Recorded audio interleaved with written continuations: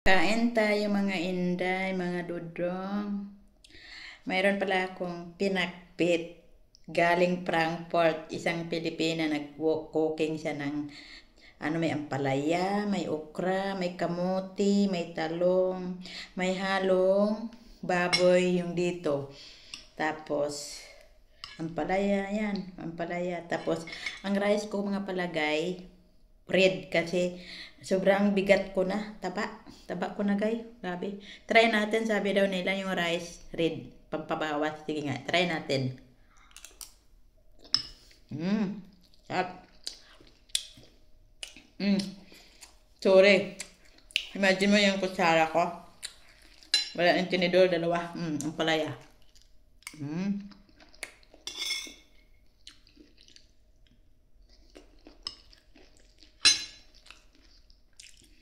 Okra.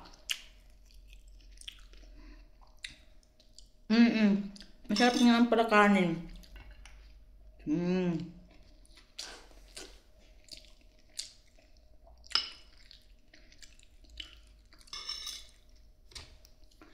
I think kamote to eh.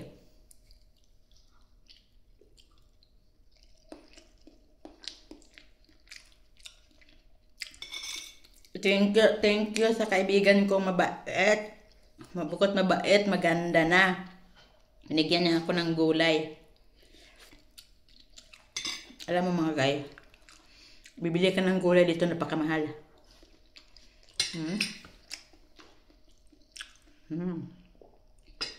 Swerte ko.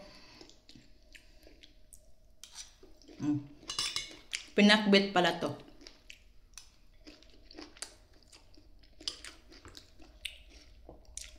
Talong.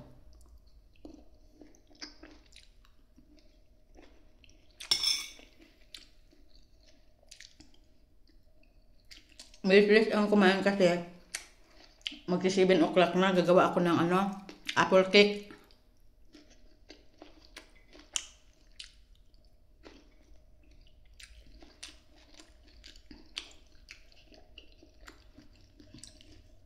Nidalaw kasi niya asawa na dito kasi nagtrabaho.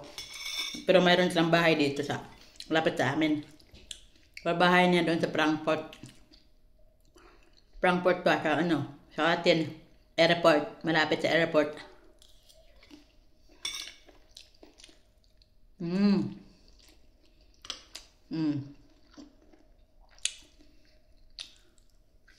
Sarap.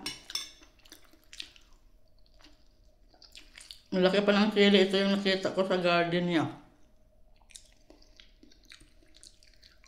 Pero hindi siya maanghang. Grabe.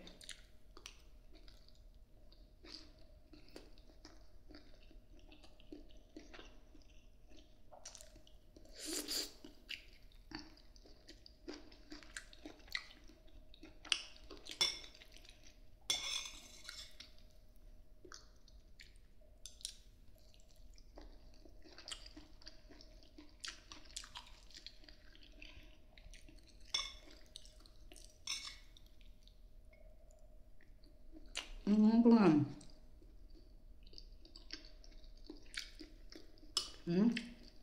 Motor.